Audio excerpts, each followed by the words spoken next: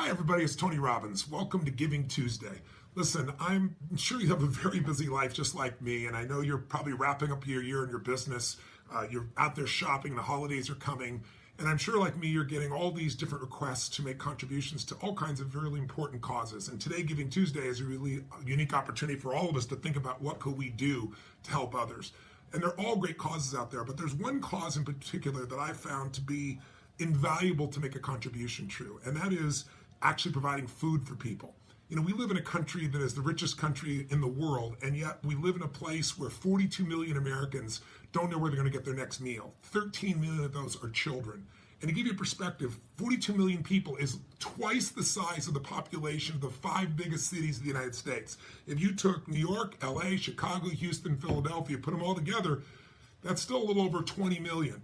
So to give you a perspective, that's how big the need is out there. And people just don't realize it. And the people that need it are not just homeless people. You know, I've partnered with Feeding America for the last few years to feed 100 million people last year, and we're going to do it again with your help this year.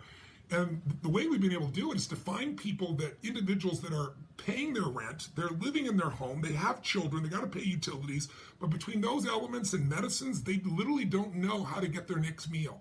And Feeding America is the most powerful organization in the United States for really hunger relief in this area. And my passion for it, and the reason I'm reaching out to you, is today is a unique opportunity. You know, if you decide you'd like to make a contribution today of any amount, $10, $20, $100, up to $5 million, I'll match it today. And I got to tell you, in my own life, the reason I'm passionate about this, not because I'm just a great guy, it's that because when I was 11 years old, we had a Thanksgiving with no money and no food. And what changed my life, what changed the entire direction of my life, was the fact that one day I get this knock at the door on Thanksgiving. My parents are fighting and saying things you can't ever take back. And I open the door and there's this tall man standing there with this giant 2 bags of food, and on the ground beside him was this pot with an uncooked turkey in it. And he said, "Is your father here?" And I said, "Just one moment." And I went to go get my father, and that day changed my life, because my father had always convinced all of our family that strangers don't care about us. You know, it's a dog-eat-dog world.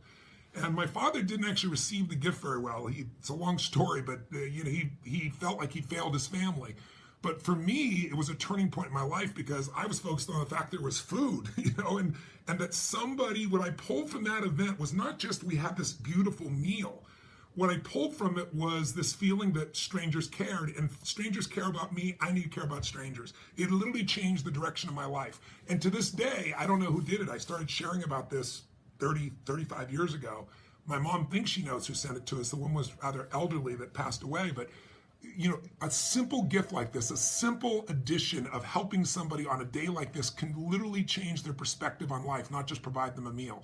So I hope you'll join me with this. And I hope you'll do this not only for other people, I hope you do it for yourself. Because, I recently, this last few years, I've been writing books on money and finance and investing, because so many people are stressed in this area of their life, and it's hard to, figure out what you're going to do for your children, or how to be in a beautiful, happy state, or how to do well in your business or your career when you're trying to figure out how to pay the bills. And so one of the principles I learned, and one of the things that triggered me, is I was interviewing all these multi-billionaires, and I watched Congress cut food stamps. They now call it the SNAP program, but they cut it by almost $8 billion. It's the equivalent of every family in America that was getting help literally losing a week's worth of food every month for 12 months. And they're hoping other people are going to step in. So I decided to step in. I provided, in the first year, a year ago, 55 million meals, and then provided the matching funds to feed 100 million through Feeding America. I'm doing the same thing this year, and you can participate. But if you want to change your life, the one thing I've learned by interviewing all these individuals is Sir John Templeton, one of the greatest investors in the history of the world, the first billionaire investor, a man who started with nothing. He shared with something. He said, "Tony, I've never met anybody who tithed for a 5 or 10 year period of time who didn't experience extraordinary financial wealth. Somebody who didn't donate 8 or 10% of their income." Most people can't even imagine that thought.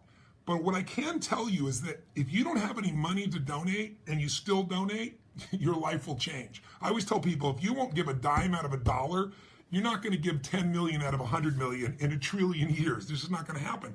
It starts where you are. Everybody says, "Well, when I'm doing better, that's when I'll start to donate." My own life changed when I was just 17 years old. My mom and dad had this big outing after we were fed and things went well. Things did not go well between my parents. And all of a sudden I found myself, my dad went back east and my mom decided I was on his side, so I was out on my own. And I went to work in a company and I was working for this man named Jim Rohn, and I was promoting his events, and it was all commission. So your raise became effective when you were, and I wasn't very effective. And I can remember hitting this threshold where I was working, 12, 13, 14-hour days. And one night I was coming home from where I was in this place called Orange County, California. And I was driving on this freeway late at night. I mean, no cars, almost midnight. And I don't know if you've ever been that place where you just feel like you've given your all and there's no return, there's nothing left. And I was in my pity pot, feeling angry, quite frankly, and feeling sad and frustrated and saying, how can I work this hard and care this much and be in this horrible place where I'm not knowing where I'm going to get my next meal? And all of a sudden, I pulled over on the side of the road. It was on this 57 freeway. I remember like it was yesterday. And I used to keep these big handwritten journals. I used to write journals in. And the journals on my Volkswagen next to me, on the seat next to me. So we're driving this Volkswagen VW Bug. And I pulled it over and I wrote on this one page, and I still have the journal to this day, this giant one phrase. And I just wrote, "The secret to living is giving." And then I started crying like a little kid. I remember it like it was yesterday, because I realized that all of my pain was because I was so focused on what I wasn't getting. I wasn't focusing on what I was giving. And in any relationship, in an intimate relationship, if you're focused on what you're getting or not getting, the relationship's already over. Relationship's a place you go to give, and life is a place we go to give. Life is calling to us to give. And all I can tell you is over the next 6 months, it changed my perspective. It made me focus on what can I give, and I started to prosper a bit. And then I made some business mistakes, and I found myself broke again. And I finished the story by telling you this. This is the day that changed my life completely financially. I was completely broke. I had, probably $25, $26 to my name. And I was living in Venice, California, in this little tiny, 400 square foot bachelor apartment. And I was washing my dishes in my bathtub, and I was, eating off this little hot plate. And I thought to myself, I got to eat, but worse than that, what am I going to do? I don't have my rent. And I loaned, I think it was like $1,200 to a dear, dear friend of mine, and I kept calling him, and he wouldn't even return my calls. And so I was getting angry that when I needed, he wasn't there for me. But I was also pragmatic, and my pragmatic side said, okay, I got $26, I got to eat. I shouldn't drive my car and pay for parking, so I walked to this place in Marina del Rey, which wasn't far, maybe 3 miles away. And it was called El Chorrito. It's still there, Marina del Rey, and it's on the harbor where you can see, the boats going by and the yachts. Completely different life than I had. But they had this all-you-can-eat salad bar, and Mexican food salad bar, burritos and things like that. And I thought, I'll go there and I'll load up for the winter. I'll just eat as much as I can. I don't remember how much it was. I think it was like $5.95, like $6 for all you could eat, if I remember right. And I went there and I just loaded up. I did a carb load like you can't even imagine, thinking I got to make this food last for a few days. And then, I just finishing up my meal, and all of a sudden the front door of the place opened, and this breathtakingly beautiful woman walked in. I couldn't help but notice. And then I waited to see who was with her, and all of a sudden the man who was with her was like, about 3 feet. And he was wearing this suit and tie and a little, vest. And I watched him hold the door open for his mom, and then he obviously came and pulled the chair out for her, and he was just such an incredible gentleman. I just remember it was like a movie, taking it all in. And I don't know what it was. I was just moved by this little boy's just total attentiveness and care and love and respect for his mom. And so I paid the bill, and, I don't know what I had left, 17, 18, 19 bucks. I put it in my pocket. And as I was starting to walk out, I saw this boy again, and I stopped, and I introduced myself. And I said, "I'm Tony, what's your name?" And I don't remember his name, honestly. It's been so many years. I think it was Charlie. And he goes, "Charlie, let's say." And I said, "Charlie, I've been watching you." I said, "I saw the way you held the door for your lady here. I saw how you pulled out the chair for her." I said, "Taking her to lunch like that." I said, "That's a classy thing to do." And he goes, "Well, she's actually my mom."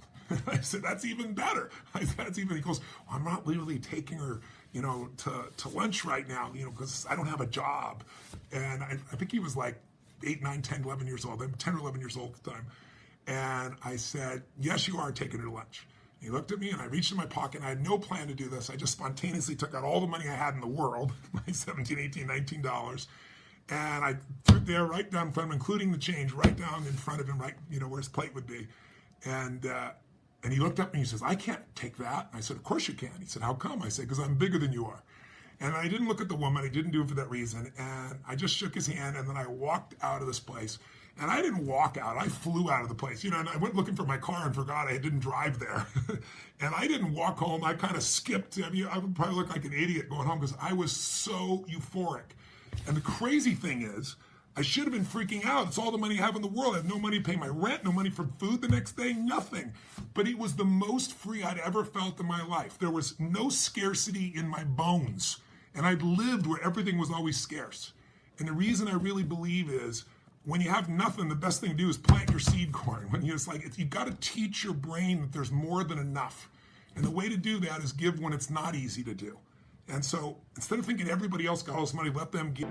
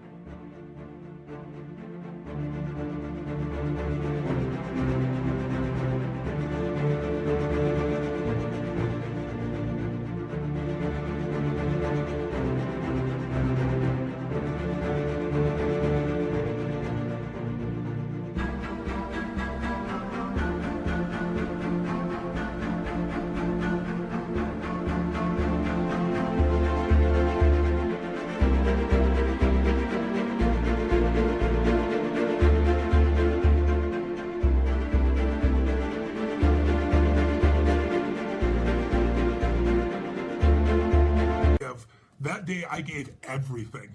And I not only had euphoria, but then I went home, and here's the best part of the experience. I went home and it's like, I still thought at some point you'd think my brain would kick in and go, what the hell are you gonna do?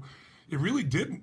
And I went to sleep that night and I figured I'll put together a plan, I'll work this out. I got up the next morning and I got no money, no food, no anything. And the snail mail came in the old days when you received normal mail.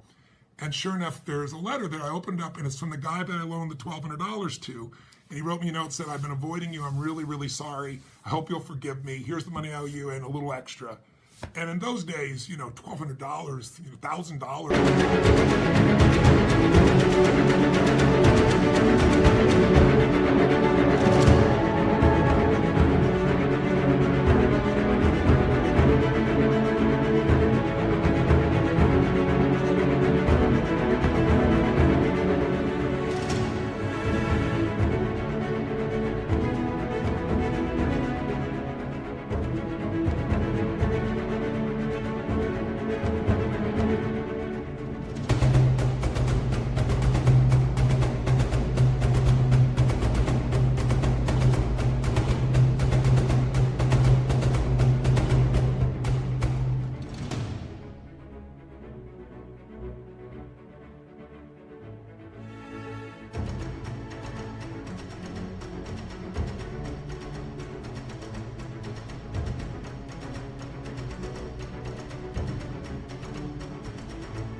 I could live off for a month.